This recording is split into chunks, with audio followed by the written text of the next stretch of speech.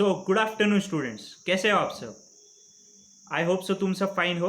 मैं बता दूं, मैं भी यहाँ पे फाइन हूँ। तो ये जो सेशन है वो ज्योग्राफी के सेकेंड लेसन का थर्ड पार्ट है। पिछले दोनों पार्ट्स में हम लोगों ने थोड़ा थोड़ा बेसिक कवर किया था, इंडिया के बारे में थोड़ा सा कवर किया था। आज के सेशन में हम लोग ब्राज़ील के बारे में कवर करने वाले हैं। जैसे कि आपको बैकग्राउंड में दिख रहा होगा कि ब्राज़ील के बारे में, उसका ब्राज़ील का नेम ऑफ द कंट्री है federative republic of Brazil. India का क्या था आपको याद आ रहा होगा, तो रिपब्लिक ऑफ इंडिया था।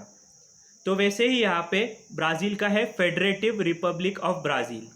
Name of the capital, India के कैपिटल का नाम था न्यू दिल्ली। वैसे यहाँ पे ब्राज़ील के कैपिटल का नाम है ब्राज़ीलिया। जेड नहीं है यहाँ पे, एस है, ब्राज़ीलिया। ये फिल इन द ब्लैंक्स में पूछा जा सकता है। जैसे इंडिया का लोकेशन एंड एक्सटेंट पढ़ा था, वैसे ही ब्राज़ील का पढ़ेंगे। ब्राज़ील के लोकेशन एंड एक्सटेंट में बोला है some part of the Brazil lies in the northern hemisphere while most of it lies in southern hemisphere. इसका मेजर पार्ट जो है वो नॉर्दर्न हेमिस्फीयर में है। सॉरी, थोड़ा सा पार्ट जो है वो नॉर्दर्न हेमिस्फीयर में है और मोस्ट ऑफ द पार्ट जो है वो साउदर्न हेमिस्फीयर में है। इंडिया का अगर तुमको याद आ रहा होगा तो नॉर्दर्न एंड ईस्टर्न हेमिस्फीयर्स था। वैसे यहाँ पे नॉर्दर्न एंड साउदर्न हेमिस्फीयर है। Also it lies in the western hemisphere in the northern part. Also it lies in the western hemisphere in the northern part of the south American continent. तो ये western hemisphere में भी थोड़ा बहुत लाई करता है। Western hemisphere में exactly कहाँ पे? Northern part of south American continent में। तो ये भी आपको याद रखना होगा। फिल इन द ब्लैंक्स या मैथ द पेयर्स में पूछा जा सकता है। फिर आगे, जैसे हमने इंडिया के मैप के बारे में, इंडिया के मैप से हम लोगों ने फाइंड आउट किया था कि इंडिया के कितने डिग्रीज लैटिट्यूड या लॉन्गिट्यूड में इंडिया बिलोंग करता है। अगर वो आपको समझा नहीं होगा तो इसके लिए मैं एक शॉर्ट वीडियो डालूंगा, तो उसी के ऊपर से आपको ब्राज़ील का भी करना है। ब्राज़ील का आपका होमवर्क रहेगा, मैं नेक्स्ट सेशन में डिस्कस करूंगा और ब्राज़ील के आपको आंसर्स भी दे दूंगा। तो वैसे ही आपको ब्राज़ील का देखना है। With the help of figure 2.2 find the extent of the mainland Brazil, fill in the degree. ये आपको डिग्री फिल करना है और ये बॉक्सेस के बारे में भी एक सेशन लेने वाला हूँ मैं। तो आगे बढ़ते हैं। आगे जो है फ्रेंड्स, आगे हिस्टोरिकल बैकग्राउंड दिया है दोनों कंट्रीज़ का। फर्स्ट है हिस्टोरिकल बैकग्राउंड इंडिया का। इंडिया का हिस्टोरिकल बैकग्राउंड, इंडिया की हिस्ट्री के बारे में बहुत कुछ पढ़ा होगा तुम लोगों ने। जैसे कि इंडिया ब्रिटिश रूल के अंडर था 1947 तक, तो वैसे ही इंडिया के बारे में थोड़ा सा हिस्ट्री दिया है तुमको। ये इंट्रोडक्टरी पार्ट है दोनों भी कंट्रीज़ का। इंडिया का स्टार्टिंग में है और फिर जैसे ही आप बैकग्राउंड में देख रहे होंगे ब्राज़ील का है उसके बाद। तो सबसे पहले इंडिया का पढ़ते हैं। India was under the British rule for almost 1.5 century. 1.5 century तक, सेंचुरी मतलब 100 ईयर्स, मतलब ऑलमोस्ट 150 ईयर्स तक India was under British rule. India got its independence in the year 1947। India को कौन से ईयर में इंडिपेंडेंस मिला अपने सबको पता है, 1947 में। Despite facing several problems like 3 wars, famine situations in various parts and similar issues after independence, India is a major developing country of the world। इतना सब फेस करने के बाद भी इंडिया एक मेजर डेवलपिंग कंट्री है वर्ल्ड की। तो ये इंडिया के बारे में प्राउड होने जैसा है। इंडिया ने क्या क्या फेस किया? 3 वर्ल्ड वॉर्स, फिर फेमाइन सिचुएशंस और similar issues after independence. Independence के बाद भी ऐसे ही इश्यूज चलते रहे। India is a major developing country of the world. India is considered to be a global market to.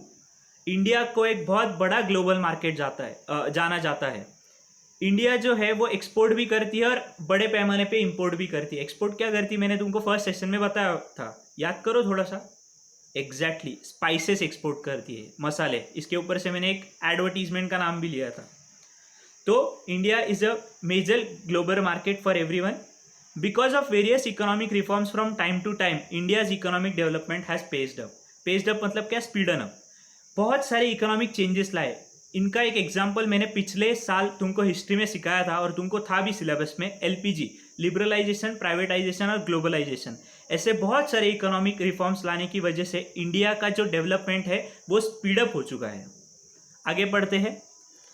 The proportion of youth in India's population is high. Because this forms a major part of a working population, India is looked upon as a young country.